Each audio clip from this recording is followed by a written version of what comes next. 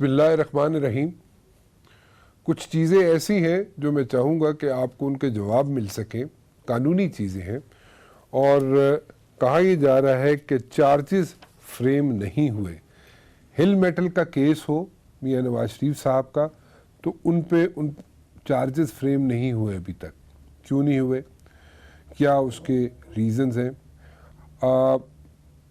ایک اور کیس جو کہ مریم بی بی کا ہے، جو کہا جاتا ہے الیجڈلی کہ جناب فونڈ کیلبری فونڈ کا ایک ذکر ہوتا ہے، یا انہوں نے اپنا جو وہاں پہ سائن کر کے ڈاکومنٹیشن جمع کرائی تھی عدالت میں، وہ غلط ہے. وہ چارجز کیوں نہیں فریم ہوئے؟ اس کے کیا ریزنز ہیں؟ اور اس کے علاوہ جو میں بار بار جس چیز کا ذکر کرتا آیا ہوں وہ یہ ہے جناب کہ انویسٹیگیشن جو ہے بہت اچھی ہے نیب کی، اور وہاں پہ انویسٹیگیشن کرنے والے لوگ بہت اچھے ہیں نیب کے، لیکن اس کے ساتھ ساتھ جو لیگل ڈپارٹمنٹ ہے نیب کا، وہاں پہ جو نیب کے وکلا ہوتے ہیں ان کو دو جگہ پہ دیکھنا پڑتا ہے. ایک تو انہیں عدالت میں بیٹھے ہوئے جج کو وہاں پہ سیٹسفائی کرنا پڑتا ہے، اینڈ سیکنڈلی جو نیب کے لیگل ٹیم ہے ان کو نیب کے چیئرمین کو بھی جواب دہ ہونا پڑتا ہے. جبکہ دوسرے اینڈ پہ اگر دیکھا جائے جو لوگ ہیں جو وکلا انگیج کرتے ہیں اور جن پہ الزامات ہوتے ہیں، وہ ان کو تھوڑا سا ریلیکسیشن ملتی ہے، اور اس کے ساتھ ساتھ ان کے وکلا جو ہوتے ہیں ملزمان کے پاس وہ بڑے ہیوی ویٹس ہوتے ہیں. سو وہ بھی ایک ایشو ہے، کیونکہ ہیوی ویٹس جو ہوتے ہیں ان کو ایز سچ اپنے کلائنٹ کو ہی انہیں بیل آؤٹ کروانا پڑتا ہے ان سو مینی ویز. سو اس کے اینڈ ریزلٹ کیا نکلتا ہے؟ اینڈ ریزلٹ کیا فیوریبل نکلتا ہے کیا نہیں نکلتا ہے؟ یا ایسا تو نہیں ہوتا کہ جناب انویسٹیگیشن تو ٹھیک ہو جاتی ہے لیکن اس کے بعد جو الزامات لگے ہوتے ہیں ان کو پروف کرنا عدالتوں میں مشکل ہو جاتا ہے. سو جو الزامات لگے ہوتے ہیں کسی پہ بھی لگے ہو، وہ they walk out smiling and laughing, اور کچھ چیزیں پروف نہیں ہوتی، کچھ بھی پروف نہیں ہوتا، اور ایک سچویشن جو ہے وہ بن جاتی ہے. اور بلکہ یہ ایسے میں کہہ کہ جو الزامات لگے ہوتے ہیں وہ ایک سٹیمپ لگ جاتی ہے ان پہ، جب وہ پروف نہیں ہوتے ہیں عدالتوں میں تو ایک سٹیمپ لگ جاتی ہے ان پہ کہ جناب انہوں نے کچھ بھی نہیں کیا ہوا غلط.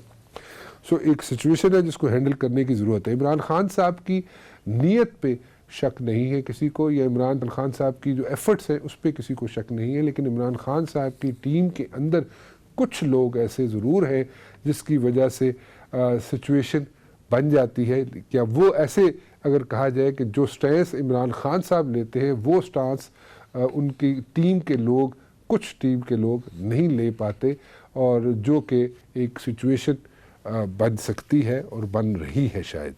سو اس پہ میں بات کرنا چاہوں گا. میرے ساتھ موجود ہے چودھری اعتزاز احسن صاحب، اور اعتزاز احسن صاحب سے پوچھوں گا کہ جناب ان پہ الزام لگتا ہے کہ کلدیپ نیر کی راکھ جو ہے وہ راوی میں جب بہائی جا رہی تھی تو یہ بھی وہاں پہ موجود تھے، اور یہ بات درست ہے کلدیپ نیر نے اپنی وفات سے پہلے یہ کہا تھا کہ جناب ان کی راکھ جو ہے کچھ اس کا حصہ راوی میں بھی بہا جائے، تو ابھی وہاں پہ موجود تھے. وہ بڑے پاکستان کے ہمدرد تھے، اور انڈیا میں جو چند معروف لوگ ہیں جن کو بارے میں یہ کہا جاتا ہے کہ یہ پرو پاکستان ہے بہت زیادہ، ان میں سے وہ ہیں، اور وہ ایسے لوگ ہیں جو انڈر تھریٹ بھی ہیں وہاں کے ایکسٹریمسٹ سے. تو یہ تو کلدیپ نیر کی اپنی، ہی واز 90 پلس، ان کی اپنی یہ خواہش تھی اور یہ وصیت تھی اپنی فیملی کو کہ میری جب چتا جلائی جائے تو اس کی جو راکھ بنے، وہ راکھ گنگا میں بھی، جمنا میں بھی، اور دریائے راوی میں بھی اس کا کچھ حصہ بہایا جائے. ان کی فیملی، ان کی پوتی تشریف لائیں اپنے شوہر کے ساتھ، اور انہوں نے خود وہ بہائی راکھ راوی میں، جو کہ ایک میں سمجھتا ہوں انسانی بنیادوں پہ ایک اچھا منظر تھا کہ ایک انڈیا میں، بھارت میں رہنے والا ہندو اپنی روٹس کے ساتھ اتنا منسلک ہے کہ وہ اس ماحول میں بھی وہ اپنے عراق کا کچھ حصہ دریائے راوی میں بہائے جانے کو تسلیم کرتا ہے. کہا گیا کہ جی یہ تو خود اپنا جنازہ نہیں چاہتا اور نماز جنازہ نہیں چاہتا, یہ اعتزاز تو چاہتا ہے کہ اس کو جلا کے اور اس کو دریا برد کیا جائے. تو اس کا کوئی ایسی بات سے تعلق نہیں ہے. I was happy to be there to witness the commemoration of Kuldeep's link and his great embrace of the Indus region and Pakistan, اور ہمارے دریا کے ساتھ اس کا جو منسلک سلسلہ تھا وہ سیالکوٹ اور لاہور میں رہ کے اس نے اپنی ایک خواہش کا اظہار کیا. پر ہم میں تو وہ جرت نہیں ہے کہ ہم غالب کے ساتھ ہی کہہ سکیں کہ ہوئے ہم جو مر کے رسوا ہوئے کیوں نہ کہیں جنازہ اٹھتا نہ کہیں مزار ہوتا.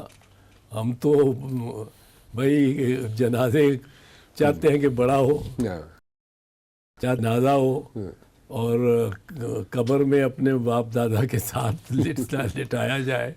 یہ تو کوئی سوچ بھی نہیں سکتا, پر وہ بڑی بڑی باتیں پھر ہوتی. Do you have any regret کہ افتخار چودھری صاحب کی جو ساری چلی تھی کیمپین جب آپ ان کے ساتھ تھے, ایک سینٹنس میں بتا دیجیے گا, اینی ریگریٹ کہ آپ ان کے ساتھ تھے اور اس پہ ساری جو کیمپین چلی, آپ صبح سے لے کے رات تک اور کئی دنوں تک آپ ان کے ساتھ رہے اور اس کیمپین کو چلانے کے کیا کئی سال مارچ 2007 میں وہ معطل ہوئے, مارچ معزول ہوئے, مارچ 2009 میں وہ ڈو یو ریگریٹ برقرار بحال ہوئے. Do you regret? نہیں, I don't regret the moving part. اس کی وجہ میں بتا دوں. اچھا, وجہ اس کی افتخار میں وجہ یہ ہے کہ ہم نے اتنی میس موومنٹ کریٹ کر دی تھی, اتنے لوگوں کو موبلائز کر دیا تھا جس میں افتخار محمد چودھری کا کوئی ہاتھ نہیں تھا. وہ تو میری گاڑی میں میرے ساتھ خاموش بیٹھے رہتے تھے. تو ان کو ساتھ تو میں نے پہلے دن شرط لگائی تھی کہ نہ آپ نے کوئی بیان دینا ہے, نہ پریس سے کوئی ملاقات کرنی ہے, نہ زبان کھولنی ہے پریس کے سامنے. تو وہ تو ہی was a passive agent in that. پر ہم وکلا نے اتنی میس موومنٹ کر دی تھی, 24 گھنٹے اسلام آباد سے لاہور پہنچنے میں لگتے تھے اور جدھر نکلتے تھے عوام امڑ آتے تھے کہ اس میس موومنٹ کا ناکام ہونا یا میرا اس سے کنارہ کش ہو جانا, جس سے بہت نقصان ہوتا اس موومنٹ کو. تو وہ بہت زیادہ نقصان ہوتا, ایک بڑی میسز کی ڈیفیٹ ہو جاتی. لانگ رن میں کیا اچیو کیا آپ نے؟ ایک چھوٹی سی بات آپ کو بتاؤں. کچھ سال بھر ہوا, ایس ایم ظفر صاحب ہمارے سینئر وکیل ہیں, ان کی ایک کتاب کی دوسری اشاعت ہوئی, انٹرپریٹنگ اسٹیٹیوٹس, قوانین. تو وہ اس پہ میں بھی تھا, chief justice Saqib Nisar preside کر رہے تھے فنکشن پہ. مجھے انہوں نے چیف گیسٹ رکھا ہوا تھا. ظفر صاحب نے بڑی عنایت فرمائی. ظفر صاحب نے اپنی تقریر میں کہہ دیا کہ اعتزاز سے پوچھیں گے کہ کیا کھویا کیا پایا انہوں نے لائرز موومنٹ میں. تو وہاں تو میں نے ذرا تفصیل میں بات کی, یہاں بالکل اختصار سے میں بتانے لگا ہوں آپ کو. تو میں نے کیا پایا تو بہت کچھ میں نے بتایا. میں نے کہا کہ ایک پیسفل موومنٹ ہم نے 2 سال, ایک پتا نہیں توڑا, ایک شیشہ نہیں ٹوٹا, اینٹ نہیں ماری, اور 2 سال ہم مکمل سڑکوں پہ رہے. میں تو کسی عدالت میں پیش ہی نہیں ہوا, 2 سال پیش ہی نہیں ہوا. تو اسی طرح وکلا. اور پھر میں نے کہا کہ اس میں پیسفل ہونے کی بجائے ساتھ ساتھ ایک سسٹینڈ موومنٹ, یونٹی رکھی گئی ان ڈائیورس. 20 پولیٹیکل پارٹیز سے وکلا ہوتے تھے, لیکن جب اسمبلی ان کی بیٹھتی تھی ہم بٹھاتے تھے 200-300 لیڈرز کو, سارے ریپرزینٹیٹیوز کو. تو ان میں ایک یکجہتی لے کے وہ ہر کوئی نکلتا تھا باہر. اختلافات اندر ہی ہوتے تھے, بہت ہوتے تھے, ٹھیک ہے, میرے پہ اختلاف ہوتا تھا, کہ آپ پیپلز پارٹی چھوڑ دیں یا موومنٹ چھوڑ دیں, اور پھر سارے ہی مجھے بار یونینیمس ووٹ آف کانفیڈنس دیتے تھے. چلیے پھر میں آیا, میں نے کہا اور بہت ساری بتا کے کہ جو ہم نے حاصل کی چیزیں. پھر میں نے کہا کہ اب کیا کھویا. ظفر صاحب نے یہ بھی میں نے کہا. میں نے کہا ایک تو ہم میں کریٹ ہو گیا ایک عنصر, اور وہ ہم نے پایا یا کھویا وہ متشدد وکلا. اس موومنٹ سے اعتماد میں آیا, ایک ان میں پاور کی فیلنگ ہوئی. جج سارے جج تھے وہاں, سپیریئر کورٹس اور سبارڈنیٹ کو, وہ سارے اگلی سیٹوں پہ بیٹھے تھے, وکلا پیچھے تھے. میں نے جب کہا نا متشدد وکلا, تو انہوں نے جج صاحبان نے بڑی تالی بجا دی. میں نے کہا, اور میں نے پاز کر کے کہا, اور متکبر جج. اب وکلا پیچھے تھے, انہوں نے نعرہ لگایا. لاہور اواری میں تھا یہ فنکشن. تو اس موومنٹ پہ مجھے ریگریٹ کوئی نہیں ہے, کیونکہ موومنٹ بڑی ضروری تھی. آپ یہ سمجھتے ہیں, sorry I am cutting you, لیکن آپ یہ سمجھتے ہیں کہ افتخار چودھری صاحب, ٹھیک ہے, you were fighting for a different cause. It was not Iftikhar Chaudhry, what I understand. It was for the office or the decision which was taken by Musharraf. ٹھیک ہے نا. But do you think کہ افتخار چودھری صاحب جب آئے واپس office میں, تو you never seemed to be happy about that thing, the acts which he did? میرا ایک تو بڑا سیدھا سا بات تھی رانا صاحب. میں نے پہلے دن یہ اناؤنس کر دیا تھا, پہلے دن پبلک کہ آپ ان کے سامنے اپیئر نہیں کہ میں ان کے سامنے نہیں اپیئر ہو گیا. کسی کلائنٹ کو مس لیڈ نہ کروں, یا لوگ کہیں کہ یہ تو اس نے کیس لیا تھا اس سے. اس کے بعد میرے ان کے تعلقات اب جج اور وکیل کے نہیں تھے, تعلقات سماجی اور دوستانہ تھے, بہت تھے. پر میں یقیناً کافی ڈسپوائنٹ ہوا. اوکے, بعد میں آپ ڈسپوائنٹ ہوئے افتخار چودھری صاحب سے؟ ہاں, وہ ان کا کوئی ایجنڈا ہی اور ہو گیا. ہم نے سوچا ہوا تھا کہ ریاست کا ایک اتنا بڑا اہم ستون ہمارے ساتھ ہوگا, تو پہلے تو عدلیہ ایسی بنائیں گے, یہ ہم نے پروگرام سوچا ہوا تھا.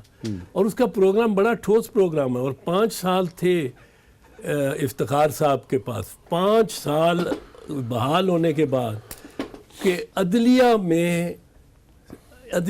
بالکل ماں جیسی ہوگی. ایک ادارے کو ہم ماں جیسا بنا دیں گے, وہ پیار کرے گی شہری کے ساتھ, نا انصافی نہیں ہونے دے گی, نہ پولیس کو نا انصافی کرنے دے گی, نہ کسی اور. لیکن یہ سب چیزیں پوری نہیں ہوئی. ادھر انہوں نے کام ہی کچھ نہیں کیا نا. ٹھیک ہے, ادھر کام کرنے کے لیے ایک پروگرام ہونا چاہیے تھا. ہر ایک مہینہ ایک پورے صوبے میں صوبے کی جوڈیشری کو دیکھنے, مطلب وہ 15-20 مہینے اس پہ لگانے چاہیے تھے. لیکن کچھ بھی نہیں کیا گیا. وہ بہت جلدی چیف جسٹس بن گئے. میں ان کو کہتا تھا کہ آپ پہلے اب آپ کے تعلقات, جیسے آپ بتا رہے ہیں کہ آپ کی بہت اچھی دوستی ہوا کرتی تھی, اب نہیں ہے, اس قدر نہیں ہے, اب خیر ملاقات ہی نہیں ہے تو کوئی. ٹھیک ہے, کیونکہ آئی ریمبر جس وقت یہ سب کچھ ہو رہا تھا, آپ گاڑی میں ہوا کرتے تھے, چیف جسٹس اس وقت کے افتخار چودھری آپ کے ساتھ ہوتے تھے, وکلا سڑکوں پہ ہوتے تھے, اور گاڑی کے اوپر ہر طرف ہوتے تھے. میں وہاں پہ, آپ کو یاد ہوگا, وائس پریزیڈنٹ ہوا کرتے تھے جو بائیڈن. جی. تو جو بائیڈن کے جو بیٹے ہیں بو بائیڈن, جو کہ وفات پا چکے ہیں, تو ڈیلور میں میری ان سے ملاقات ہوئی, اور he was attorney general deliver, بو بائیڈن. تو انہوں نے آپ کے بارے میں پوچھا, اور چیف جسٹس اس وقت کے افتخار چودھری صاحب کے بارے میں پوچھا, لیکن وہ بڑے انٹرسٹڈ تھے اس وقت, ساری امریکن ایڈمنسٹریشن بھی. لیکن anyways that's a separate story. میں ایک چھوٹی سی بریک لے لوں, اور بریک کے بعد میں واپس آؤں گا, تو تھوڑے سے لیگل میٹرز ہیں وہ آپ ہمیں سمجھا دیں, ایک چھوٹی سی بریک کے بعد.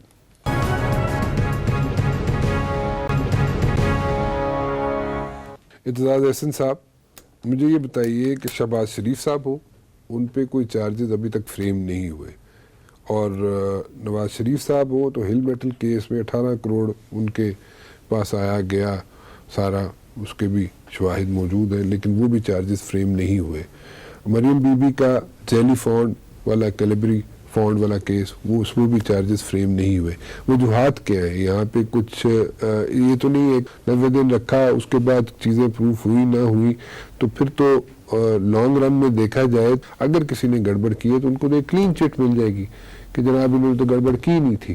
ایسے ہی ہے یا کوئی ڈیل ہے اس میں؟ ایک تو شہباز شریف کی تو بات یہ ہے کہ اس کی تو ابھی انویسٹیگیشن کے مراحل میں ہے، ٹھیک ہے، تفتیش کے اس کی، اور اس کو ایک اچھا ہے ریلیف سی مل جاتی ہے جو قومی اسمبلی میں ان کی ہیئرنگز ہوتی ہیں، پھر وہ باہر آ جاتے ہیں.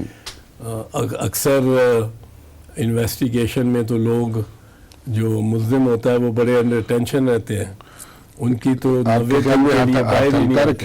جی شہباز شریف صاحب تے ہاتھ ہلکا رکھا ہے، یہ کہنا چاہ رہے تسی؟ نہیں، یہ تو قانون ہے، قانون ایسا ہے، یہ کوئی قوانین بھی تو آپ لوگوں نے بنائے نا پارلیمنٹ میں. وہ تو پارلیمنٹ میں جو بھی ممبر ہو ان میں نیشنل اسمبلی کا ہی ہے right to be summoned by the speaker اور دی چیئرمین. قوانین آپ لوگوں نے انٹینشنلی بنائے تھے ایسے کہ رائج ملتا رہے لوگوں کو اگر کوئی اندر ہو بھی جائے پارلیمنٹ؟ نہیں، اس لیے ہے کہ یہ دوسرے ملکوں میں بھی ہے، برطانیہ وغیرہ میں ہے کہ وہ انڈر ٹرائل ہو، جب تک کنوکٹ ہو جائے پھر نہیں. تو یہ تو انویسٹیگیشن ہوگی شہباز شریف صاحب کی کہ ہی از انڈر انویسٹیگیشن، اس لیے ابھی تک چارجز فریم نہیں ہوئے.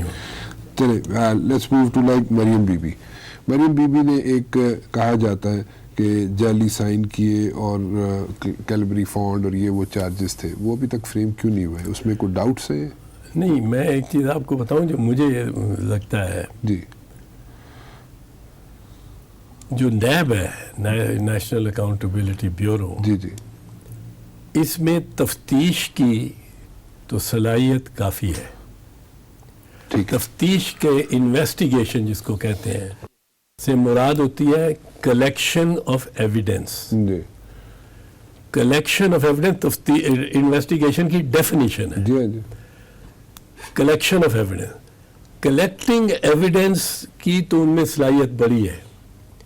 ان اکارڈنس ود دی لا، خاص کر قانون شہادت کے تقاضوں کے مطابق، اس ایویڈنس جو ان کے پاس آ گئی ہے، جو بڑا لیٹ سے مٹیریل اور بڑا صحیح سالڈ مٹیریل ہے اور بڑے ٹھوس ثبوت ہیں، ان کو کس طرح پیش کرنا ہے قانون شہادت کے ضابطوں سے کے ذریعے عدالت میں، اس کی صلاحیت ذرا کمزور ہے.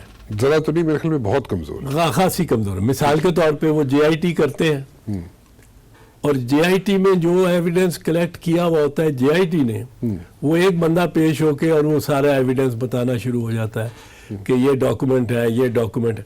اصل میں وہ ڈاکومنٹ کا جس بندے نے اس ڈاکومنٹ میں دستخط کیے ہیں، خاص کر جو کنٹمپرری بیوروکریٹس ہیں، سول سرونٹس ہیں جو الائیو ہیں، ان کو پیش ہونا چاہیے ہر ڈاکومنٹ کے لیے. وہ کہے یہ جی میرے دستخط ہے، میں نے ڈاکومنٹ دیکھا ہے، ڈاکومنٹ جینوئن ہے. وہ اتنی چھوٹی سی بات پہ مطلب ہے مارک کھا جاتے ہیں، اور وہ یہ چیز ان میں لیکنگ ہے. وہ پروفیشنل لیگل ڈپارٹمنٹ جو ہے ان کا کمزور ہے، نیب کا. انویسٹیگیشن ٹھیک ہے، ان کی انویسٹیگیٹو ڈپارٹمنٹ از فائن، لیکن لیگل ڈپارٹمنٹ کمزور ہے، اسی لیے وہ کوئی چیز عدالتوں میں پروف نہیں کر پاتے. اب ایک اور بھی مسئلہ ہے چوئی صاحب کہ اگر نیب کا وکیل ہے تو وہ ذرا تھوڑا سا آپ بھی جیسے نشاندہی کر رہے ہیں کہ تھوڑا سا کمزور ہوتا ہے، کیونکہ ان کا لیگل ڈپارٹمنٹ تھوڑا کمزور ہے، وہ پراپرلی وہاں پہ پروف نہیں کر سکتے عدالتوں میں چیزیں. میں اس کا بار بار ذکر بھی کر چکا ہوں اپنے شوز میں کہ وہاں پہ ویکنیس ہے. لیکن دوسرے اینڈ پہ اگر کوئی بھی ہو ملزم تو وہ ایسا وکیل اٹھا کے لے کے چلا جاتا ہے، جیسے آپ جیسا وکیل اٹھا کے لے کے چلا جائے، تو آپ کے سامنے تو نیب کا وکیل کچھ نہیں کر سکے گا نا. نہیں، اس میں ایک اور بات بھی ہے. نیب کے وکلاء پہ کو عدالتیں انڈر پریشر بھی بہت رکھتی ہیں. اچھا، ایک نیب کا وکیل ہے، اس بیچارے نے دو طرف اپنی ایک طرح صلاحیت دکھانی ہے.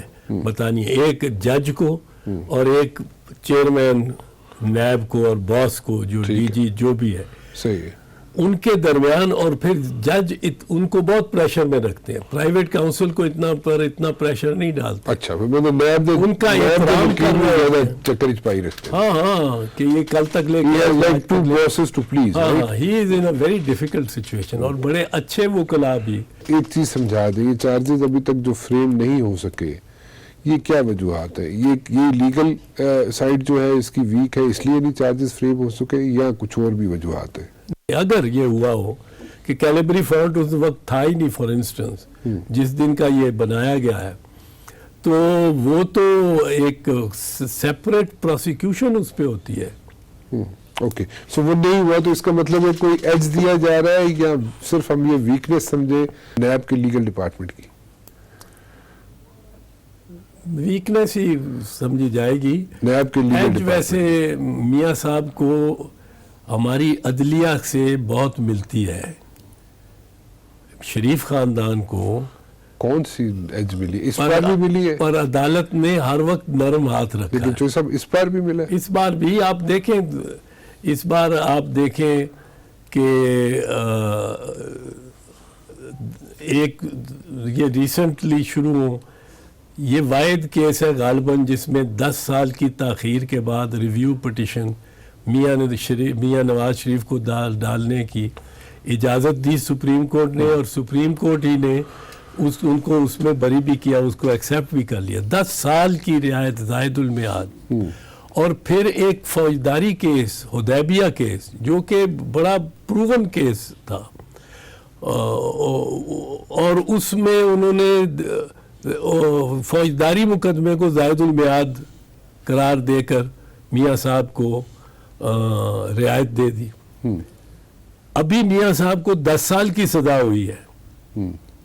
آصف زرداری کو تو سزا ہوئی نہیں تھی اور 11 سال وہ بھگت گئے, بھگت لیے. میاں صاحب کو تو 10 سال کی سزا ہوئی, 3 مہینے بعد معطل ہو گئی وہ سزا.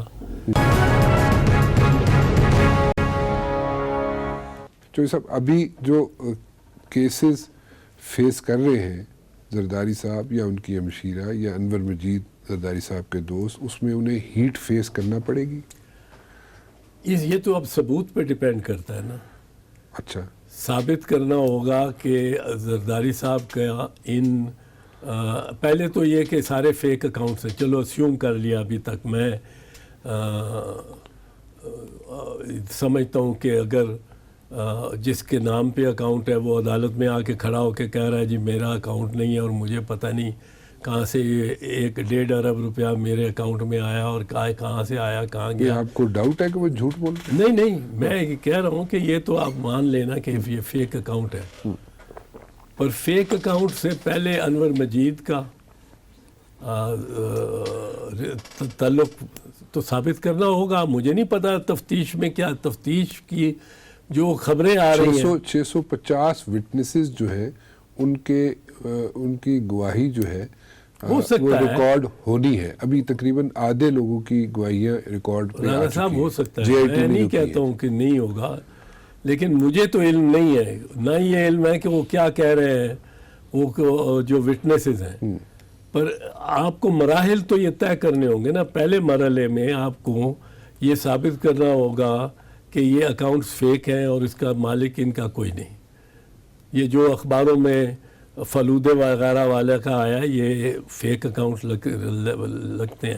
دوسرا ثابت کرنا ہوگا کہ یہ سارے کے سارے یا بہت سے ان میں یا جو متنازع ہیں وہ اومنی گروپ اور انور مجید سے متعلق ہیں.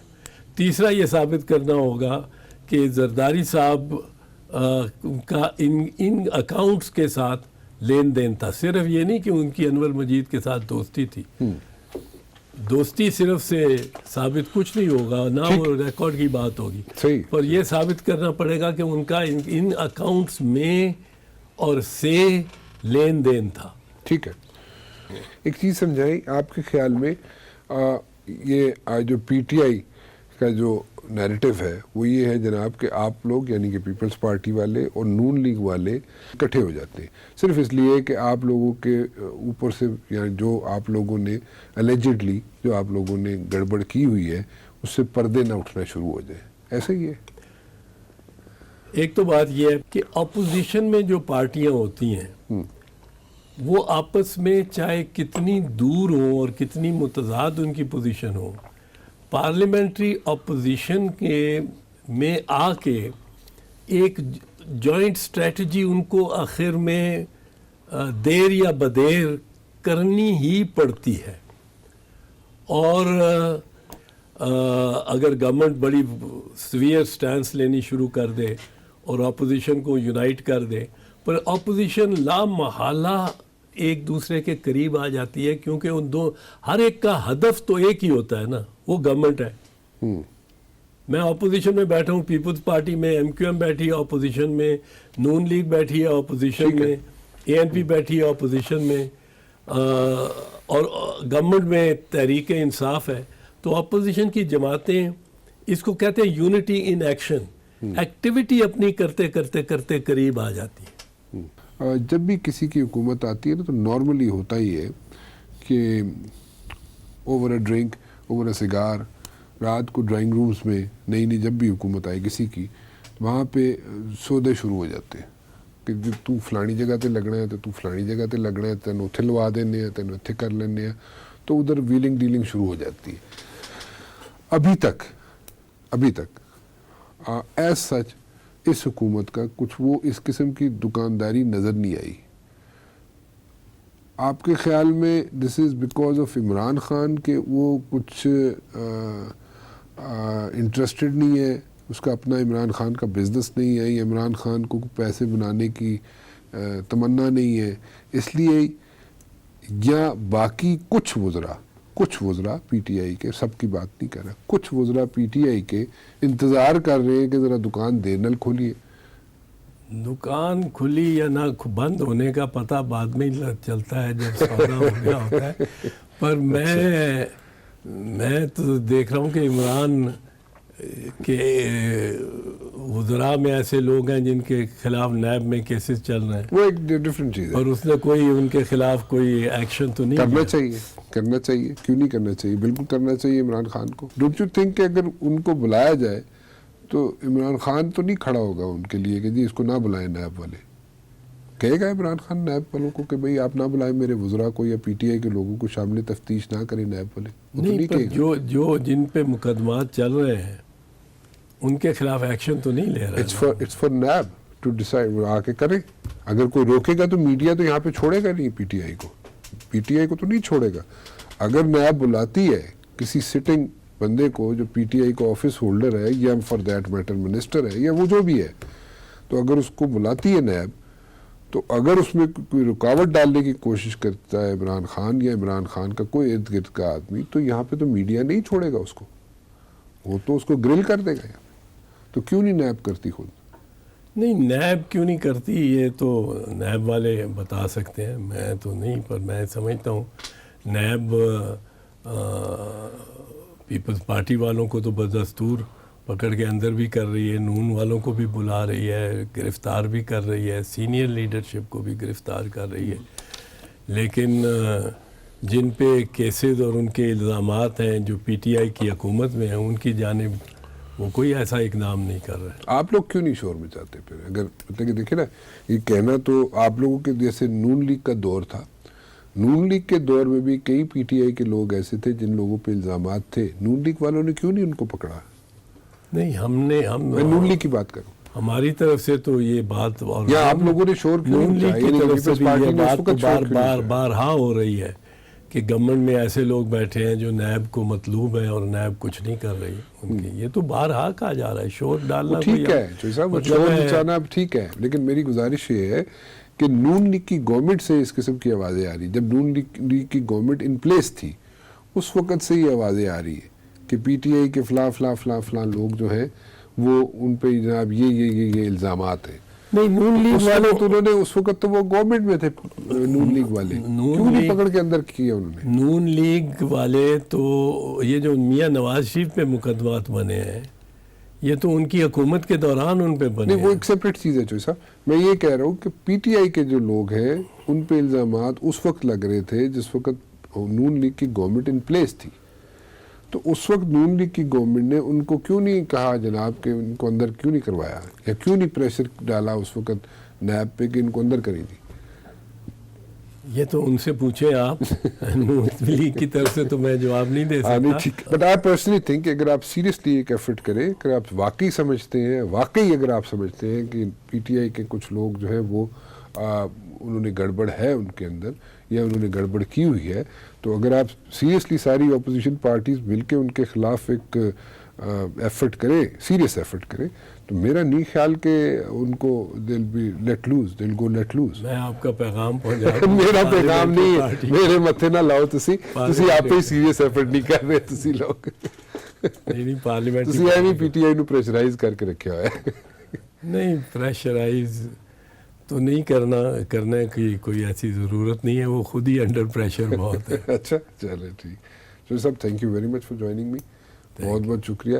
میں آپ کے ساتھ ویسے نشست جو ہے نا کم از کم 2 گھنٹے کی ہونی چاہیے، لیکن یہاں پہ ایشوز ایسے ہیں کہ تھوڑے کنسٹرینٹس ہوتے ہیں ٹائم کے، اس لیے وقت کا پتہ بھی نہیں چلتا آپ کے ساتھ بات کرتے ہوئے.